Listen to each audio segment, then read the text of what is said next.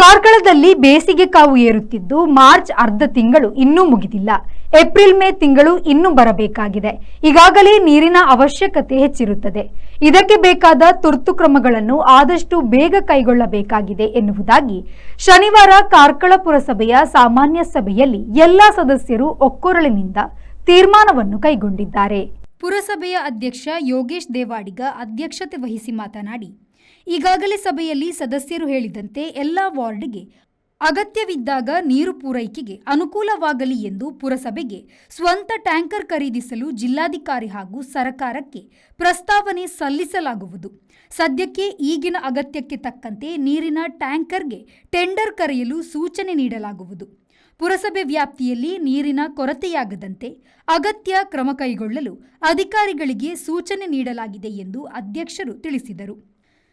ಅಧ್ಯಕ್ಷರ ಹಿರಿಯ ಅಂಗಡಿ ವಾರ್ಡಿನ ನೀರಿನ ಟ್ಯಾಂಕ್ ಶಿಥಿಲ ಅವಸ್ಥೆಯಲ್ಲಿ ಇರುವ ಕುರಿತಂತೆ ನಾಮನಿರ್ದೇಶನ ಸದಸ್ಯ ಶಿವಾಜಿರಾವ್ ಪ್ರಸ್ತಾವಿಸಿ ಇದನ್ನು ಗಂಭೀರವಾಗಿ ಪರಿಗಣಿಸಬೇಕು ಎಂದು ಒತ್ತಾಯಿಸಿದರು. ಇದಕ್ಕೆ ಪ್ರತಿಕ್ರಿಯಿಸಿದ ಅಧ್ಯಕ್ಷ ಯೋಗೇಶ್ ದೇವಾಡಿಗ, ಇದು ಹಿಂದಿನ ಅವಧಿಯಲ್ಲಿ ಆದಂತಹ ನೀರಿನ ಟ್ಯಾಂಕ್ ಕಾಮಗಾರಿ ಕಳಪೆ ಮಟ್ಟದ್ದು ಮಾಡಿದ್ದರಿಂದ ಈಗ ಈ ಸಮಸ್ಯೆ ಉದ್ಭವವಾಗಿದೆ. ಇದನ್ನು ಸರಿಪಡಿಸಲು ಟೆಂಡರ್ ಈಗಾಗಲೇ ಆಗಿದೆ ಎಂದು ಹೇಳಿದರು. ವಿಪಕ್ಷ ನಾಯಕ ಅಶ್ಫಾಕ್ ಅಹಮದ್ ಅವರು ಪಾಳು ಬಿದ್ದ ಪುರಸಭೆಯ ಮುಖ್ಯ ಅಧಿಕಾರಿಯವರ ವಸತಿ ಗೃಹದ ಬಗ್ಗೆ ಪ್ರಸ್ತಾಪಿಸಿದರು. ಈ ರೀತಿ ಜನರ ತೆರಿಗೆ ಹಣಪೋಲು ಮಾಡುವುದು ಸರಿಯಲ್ಲ. ದುರಸ್ತಿ ಹೆಸರಿನಲ್ಲಿ ಲಕ್ಷಾಂತರ ರೂಪಾಯಿ ಹಣವನ್ನು ಖರ್ಚು ಮಾಡಲಾಗಿದೆ. ಇದನ್ನು ಸರಿಪಡಿಸಿ ಪ್ರಯೋಜನವಾಗಲಿ ಎಂದು ಒತ್ತಾಯಿಸಿದರು. ಇದಕ್ಕೆ ಉತ್ತರ ನೀಡಿದ ಅಧ್ಯಕ್ಷರು, ಈಗ ಬಂದಿರುವ ಹೊಸ ಮುಖ್ಯಾಧಿಕಾರಿಗಳು ಈ ವಸತಿ ಗೃಹ ವಾಸ್ತವ್ಯಕ್ಕೆ ಬಳಸಲಿದ್ದಾರೆ. ಈ ವಸತಿ ಗೃಹವನ್ನು ಆದಷ್ಟು ಬೇಗ ದುರಸ್ತಿ ಮಾಡಲಾಗುವುದು ಎಂದು ಹೇಳಿದರು. ಇದೇ ಕಾಂಪೌಂಡ್ನಲ್ಲಿ 4-5 ಮನೆಗಳಿದ್ದು ಇದಕ್ಕೆಲ್ಲ ಒಂದೇ ಡೋರ್ ನಂಬರ್ ಆಗಿದ್ದು ಎಲ್ಲ ಮನೆಗಳಿಗೆ ಅನಧಿಕೃತವಾಗಿ ನೀರಿನ ಸಂಪರ್ಕವನ್ನು ಪಡೆಯಲಾಗಿದೆ. ಇಂತಹ ಮನೆಗಳಿಗೆ ನೀಡಿರುವ ನೀರಿನ ಸಂಪರ್ಕವನ್ನು ಕಡಿತಗೊಳಿಸಬೇಕೆಂದು ಹಾಗೂ ಅಮೃತ ಯೋಜನೆಯ ನೀರಾವರಿ ಕಾಮಗಾರಿಕೆಯಿಂದ ಪುರಸಭೆ ವ್ಯಾಪ್ತಿಯಲ್ಲಿ ನೀರಿನ ಪೈಪ್ಗಳು ಹಾನಿಗೊಂಡಿವೆ. ಇದನ್ನು ಆದಷ್ಟು ಬೇಗ ಸರಿಪಡಿಸಬೇಕು ಎಂದು ಸೋಮನಾಥ ನಾಯಕ್ ತಿಳಿಸಿದರು. ವಿಪಕ್ಷ ಸದಸ್ಯ ಶುಭದ ಮಾತನಾಡಿ, ಪುರಸಭೆಗೆ ನೀರು ಪೂರೈಸುವ ಮುಂಡ್ಲಿ ಜಲಾಶಯದ ನೀರು ಪುರಸಭೆ ಗಮನಕ್ಕೆ ಬಾರದೆ ಪವರ್ ಪ್ರಾಜೆಕ್ಟಿಗೆ ಈಗಲೂ ಬಳಸುತ್ತಿರುವುದು ನಮ್ಮ ಗಮನಕ್ಕೆ ಬಂದಿದೆ. ಇದರಿಂದ ಪುರಸಭೆ ವ್ಯಾಪ್ತಿಯ ಜನರಿಗೆ ನೀರಿನ ಸಮಸ್ಯೆ ಕಳೆದೂರಿದೆ. ಈ ಬಗ್ಗೆ ಗಮನ ಹರಿಸಬೇಕು ಎಂದು ತಿಳಿಸಿದರು. ಬಯೋಗ್ಯಾಸ್ ಪ್ಲಾಂಟ್, ಈ ಶೌಚಾಲಯ, ಇಂದಿರಾ ಕ್ಯಾಂಟೀನ್, ಸ್ಯಾನಿಟರಿ ನ್ಯಾಪ್ಕಿನ್ ಘಟಕ ಸಹಿತ ಅನೇಕ ಯೋಜನೆಗಳು ಜನರಿಗೆ ಪ್ರಯೋಜನ ಆಗುತ್ತಿಲ್ಲ. ಈ ಬಗ್ಗೆ ಗಂಭೀರವಾಗಿ ಪರಿಗಣಿಸಬೇಕು ಎಂದು ಮಾಜಿ ಪುರಸಭೆಯ ಅಧ್ಯಕ್ಷ ಸುಮಾ ಕೇಶವ ಅಧ್ಯಕ್ಷರಲ್ಲಿ ಒತ್ತಾಯಿಸಿದರು.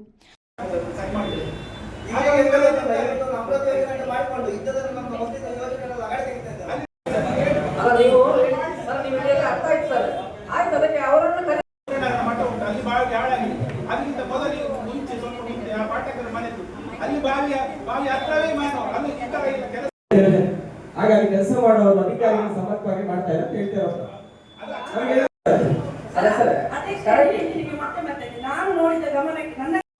ಪ್ರಪೋಸಲ್ ಕಳಿಸಿ, ಡಿಸಿ ಅವರಿಗೆ, ಸರ್ಕಾರಕ್ಕೆ ಪ್ರಪೋಸಲ್ ಕಳಿಸಿ, ಏನಾದ್ರೂ ಮಾಡಿಕೊಂಡು ನಮ್ಮ ಅವಧಿಯಲ್ಲಿ ಒಂದು ನೀರಿನ ಟ್ಯಾಂಕ್ ತಗೊಳ್ಳಿ. ಆ ಗಾಡಿಯನ್ನ ಈಗ ಯಾಕೆ ಆಗ್ತಾ ಉಂಟು ಕಾರ್ಕಳದಲ್ಲಿ, ಯಾಕೆ ಆಗ್ತಾ ಇಲ್ಲ ಅಂತ ಹೇಳಿ ಚರ್ಚೆ ಅಲ್ಲ. ಇಲ್ಲಿ ಚರ್ಚೆ ಏನಂತ ಹೇಳಿದ್ರೆ ನೀರಿನ ವಿಷಯದಲ್ಲಿ ಚರ್ಚೆ. ಇದರಲ್ಲಿ ಪ್ರಥಮವಾಗಿ ನೀವು ನೆನಪಿಟ್ಕೊಳ್ಬೇಕು, ಬನ್ನಿಮಠದ ಟ್ಯಾಂಕಿಗೆ ಉಂಟಲ್ಲ ಎಕ್ಸ್ಪ್ರೆಸ್ ಲೈನ್ ಅಂತ ಹೇಳಿ ಲಕ್ಷಾಂತರ ರೂಪಾಯಿ ವ್ಯಯಿಸಿ ಎಲ್ಲ ಕಲೆಕ್ಷನ್ಗಳಾಗಿದೆ. ಯಾವ್ದು ಬಾಕಿ ಉಂಟು? ಒಂದಾಯ್ತಲ್ವಾ? ಈಗ ಅದು ಆಗ್ತಾ ಉಂಟು. ಎಕ್ಸ್ಪ್ರೆಸ್ ಲೈನ್ ಬನ್ನಿಮಠಕ್ಕೆ ಡೈರೆಕ್ಟ್ ರಾಮಸಮುದ್ರದಿಂದ ಬಂದು ನೀರು ಬಿಡುವಂತದ್ದು ಯೋಜನೆ ಕಾರ್ಯರೂಪಕ್ಕೆ ತರ್ತಾ ಇದ್ದಾರೆ. ಅದೊಂದು ಒಳ್ಳೆ ಯೋಜನೆ, ಅಮೃತ ಯೋಜನೆ. ಎರಡನೇ ನಮ್ಗೆ ತೊಂದರೆ ಆಗ್ತಾ ಇರುವ ಯೋಜನೆ ಏನು ಗೊತ್ತುಂಟು? ಅದರಲ್ಲಿ ನಮ್ಮ ಅಧಿಕಾರಿಗಳ ಗಮನಕ್ಕೆ ತಾರದೆ, ಪುರಸಭೆಯ ಅಧಿಕಾರಿಗಳ ಗಮನಕ್ಕೆ ತಾರದೆ ಅವರು ಬನ್ನಿಮಠದಿಂದ ಈಗ ಕನೆಕ್ಷನ್ ಗಳನ್ನ ಪೊಲೀಸ್ ಲೈನ್, ಸಾರ್ಮಲ ಲೈನ್ಗೆ ಎಲ್ಲ ತಂದು ಕೊಟ್ಟು ಬನ್ನಿಮಠ ಟ್ಯಾಂಕಿ ಫುಲ್ ಆದ್ರೂ ಕೂಡ ಅವರು ಅವೈಜ್ಞಾನಿಕ ರೀತಿಯಲ್ಲಿ ಅದರ ಕಲೆಕ್ಷನ್ ಗಳನ್ನ ಮಾಡ್ತಾ ಇದ್ದಾರೆ. ಈಗ ಏನ್ ಮಾಡಿದಾರೆ ಅಂತ ಹೇಳಿದ್ರೆ, ಪೊಲೀಸ್ ಲೈನ್, ನಿಮ್ಮ ಸಾಲ್ಮರದ ಲೈನ್ ಗಳನ್ನ ಎಲ್ಲ ತಾಲೂಕು ಆಫೀಸ್ ಲೈನ್ ಗಳನ್ನೆಲ್ಲ ತಂದು ಆ ಬನ್ನಿಮಠಕ್ಕೆ ಮಾಡಿದ್ದಾರೆ ಈಗ ಕನೆಕ್ಷನ್. ನಂದಿನಿ ನಮ್ಮ ಸೀತಾರಾಮರ ಶಾಪ್ನ ಎದುರುಗಡೆ. ಇನ್ನು ಮುಂದಕ್ಕೆ ನಮ್ಗೆ ಈಗ ಬರ್ತಾ ಇರುವಂತ ನೀರು ಕೂಡ ಬರೋದು ಕಷ್ಟ ಉಂಟು. ಆ ಪರಿಸ್ಥಿತಿಯಲ್ಲಿ ನಾವಿವತ್ತಿದ್ದೇವೆ. ನಾವಿಲ್ಲಿ ನೀರು ಅಂತ ಹೇಳಿ ಬೊಬ್ಬೆ ಹೊಡ್ತಾ ಇದ್ದೇವೆ. ಆದ್ರೆ ಅವೈಜ್ಞಾನಿಕ ರೀತಿಯಲ್ಲಿ ಈ ಕಾಮಗಾರಿಗಳು ನಡೀತಾ ಇದೆ. ಇದಕ್ಕೆ ಯಾರು ಹೊಣೆ ಅಂತ ಹೇಳಿ ಕೇಳೋದು ನಾನು. ಮಾಡೋದಿದು ನಮ್ಗೆ ಚುನಾವಣೆ ವರ್ಷ ಇದು ಗೊತ್ತಾಯ್ತಲ್ವಾ? ಎಲ್ರಿಗೂ ಕೂಡ ಚುನಾವಣೆ ವರ್ಷಗಳು ಇದು. ಈಗ ನಮ್ಮ ವಾರ್ಡ್ಗಳಲ್ಲಿ ಕಾಮಗಾರಿ ಆಗೋದಿದ್ರೆ ಬೇಟೆಯವರು ಮಾತ್ರ ಟ್ಯಾಕ್ಸ್ ಕಟ್ಟೋದು, ನಾವು ಕಟ್ಟೋದಿಲ್ಲ ಟ್ಯಾಕ್ಸ್. ನಮ್ಗೇನಾದ್ರೂ ಕಡಿಮೆ ಉಂಟು ಟ್ಯಾಕ್ಸ್? ಸೇಮ್ ಟ್ಯಾಕ್ಸ್ ಉಂಟು ಎಲ್ರಿಗೂ ಕೂಡ, ಒಂದೇ ರೀತಿಯಾದಂತ ತೆರಿಗೆ ಇರುವಂತದ್ದು. ಆಗಿರುವಾಗ ನೀವು ಯಾಕೆ ಪೇಟೆಗಳಲ್ಲಿ ಟ್ಯಾಕ್ಸ್ ಮಾಡ್ತಾ ಇದ್ದೀರಾ? ಪಿಡಬ್ಲ್ಯೂ ಮಾಡ್ತಾರಲ್ವ, ಅದು ಪಿಡಬ್ಲ್ಯೂ ಮಾಡಲಿ, ಅದು ನೀವ್ಯಾಕೆ ಮಾಡ್ತಾ ಇದ್ದೀರಾ? ಎಲ್ಲ ಕಡೆಗೂ ಈಗ ಅವರಿಗೆ ನಾನು ಹೇಳುದು, ನಾವೀಗ ಅದನ್ನು ಮೀಟಿಂಗ್ ಮುಂದುವರಿಸುವ. ಅವರ ಅಮೃತ ಗೊತ್ತಾಯ್ತು, ಮಂಗಳವಾರ ಬರ್ತಾರೆ, ಮತ್ತೆ ಎಷ್ಟು ಕನೆಕ್ಷನ್ಗಳು ಹೋಗಿ ವಿಸಿಟ್ ಮಾಡಿ ಬರಬೇಕು. ಹೇಳಿದ್ರೆ ಬೇಸರ ಮಾಡಬೇಡಿ. ಇದೊಂದು ಇದ್ರಲ್ಲಿ ಹೇಳುದು, ನಾನು ನಮ್ಮದ್ರಲ್ಲಿ ಈಗ ದೈವಗಳು ನಂಬ್ತಾರೆ, ಗೊತ್ತುಂಟಲ್ಲ ಎಲ್ರಿಗೂ. ಒಂದು ಕಾಂಪೌಂಡ್ ಒಳಗೆ ಎಷ್ಟು ದೈವಗಳು ಉಂಟು ಹಾಗೆ ಕಲ್ಲು. ಒಂದು ಡೋರ್ ನಂಬರ್ ಇರುವುದು, ಆ ಕಾಂಪೌಂಡ್ ಒಳಗೆ ಅದು ಸಪ್ಪಾಡಿಗೆ ಕೊಟ್ಟಿದ್ರೆ ಅದಕ್ಕೆ ಒಂದೊಂದು ಮೀಟರ್ ಇವರು ದೈವದ ಕಲ್ಲಿಟ್ಟಾಗಿಟ್ಟಿದ್ದಾರೆ ಎಲ್ಲ ಕಡೆ. ಒಂದು ಕಾಂಪೌಂಡ್ ಒಳಗೆ ಆ ಮನೆಗೆ ಒಂದು ಡೋರ್ ನಂಬರ್. ಅವರು 4 ಬಾಡಿಗೆ ಮನೆ ಕೊಟ್ಟಿರ್ತಾರೆ. ಆ 4 ಬಾಡಿಗೆ ಮನೆಗೆ ಸಪರೇಟ್ ತಾಲೂಕು ಆಫೀಸರ್. ಅದಕ್ಕೆ ನಿಮಗೆ ಗೊತ್ತಿದೆ, ನೀವು ಕೂಡ ಇದ್ದೀರಾ, ನೀವೆಲ್ಲರೂ ಕೂಡ ಇದ್ದೀರಾ, ಅದರಲ್ಲಿ ಎಲ್ಲರೂ ಕೂಡ ಇದ್ದೀರಾ. ನಮ್ಮ ಸಂತೋಷರು ಆರ್ಒ ಇರುವಾಗ ಲಕ್ಷಾಂತರ ರೂಪಾಯಿ ಖರ್ಚು ಮಾಡಿ ಮನೆಯನ್ನ ರಿನೋವೇಷನ್ ಮಾಡಿ ಮುಖ್ಯಾಧಿಕಾರಿಗಳು ನಾನು ಕೂತ್ಕೊಳ್ಳಿಲ್ಲ ಅಂತ ಹೇಳಿ ಅವರಿಗೆ ಬಿಟ್ಕೊಟ್ರು. ತದನಂತರ ಅದೇ ಮನೆಯನ್ನ ಮಂಜುನಾಥ್ ಅಂತ ಹೇಳಿ ಆರ್ಒ ಬಂದ್ರು, ನಂತರ ಅವರು ಕುಂದಾಪುರಕ್ಕೆ ಟ್ರಾನ್ಸ್ಫರ್ ಆಗಿ ಚೀಫ್ ಆಫೀಸರ್ ಆಗಿ ಹೋದ್ರು. ಆ ಸಂದರ್ಭದಲ್ಲಿ ಎಷ್ಟು ಲಕ್ಷ ರೂಪಾಯಿ ಖರ್ಚು ಮಾಡಿದಿರ ದಾಖಲೆ ತೆಗೀರಿ. ಅದು ಇವತ್ತು 3 ವರ್ಷದ ಕಟ್ಟಡಕ್ಕೆ ಇವತ್ತು ಗತಿಲ್ಲದ ಒಂದು ವ್ಯವಸ್ಥೆಯನ್ನು ಮಾಡಿಟ್ಟಿದ್ದಾರೆ. 3 ವರ್ಷದಲ್ಲಿ 3 ವರ್ಷದಿಂದ ಇಷ್ಟು ಲಕ್ಷ ರೂಪಾಯಿ ಖರ್ಚು ಮಾಡಿದ್ದು ಯಾಕೆ? ಅದಕ್ಕೆ ಸುಣ್ಣ ಬಣ್ಣ ಬಳ್ದದ್ದು ಯಾಕೆ?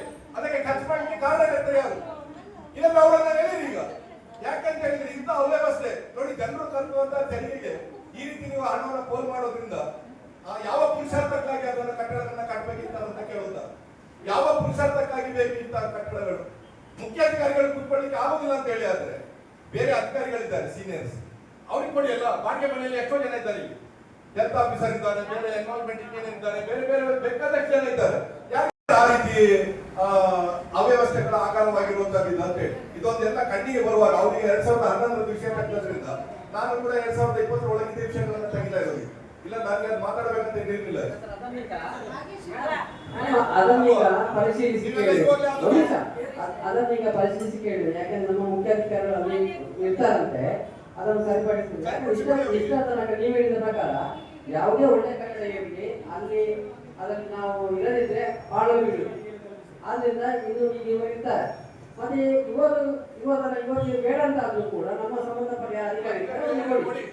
ಪುರಸಭೆಯ ನೂತನ ಮುಖ್ಯ ಅಧಿಕಾರಿ ಲೀನಾ ಬ್ರಿಯೆಟ್ಟೋ ಹಾಗೂ 5 ನಾಮನಿರ್ದೇಶಕ ಸದಸ್ಯರನ್ನು ಆಡಳಿತ ಹಾಗೂ ವಿಪಕ್ಷ ಸದಸ್ಯರು ಸ್ವಾಗತಿಸಿ ಶುಭ ಕೋರಿದರು. ಸದಸ್ಯರಾದ ಪ್ರಭಾ, ಅಶೋಕ, ನೀತಾ ಆಚಾರ್ಯ, ರೆಹಮತ್, ವಿನ್ನಿ ಬೋಲ್ಡ್ ಅವರು ತಮ್ಮ ತಮ್ಮ ವಾರ್ಡಿನ ಸಮಸ್ಯೆಗಳನ್ನು ಕುರಿತಂತೆ ಪ್ರಸ್ತಾಪಿಸಿದರು. ಉಪಾಧ್ಯಕ್ಷರಾದ ಪ್ರಶಾಂತ್ ಕೋಟ್ಯಾನ್, ಸದಸ್ಯರು ಮತ್ತು ಅಧಿಕಾರಿ ವರ್ಗದವರು ಸಭೆಯಲ್ಲಿ ಉಪಸ್ಥಿತರಿದ್ದರು. Khaleel, V4 news, Karkala.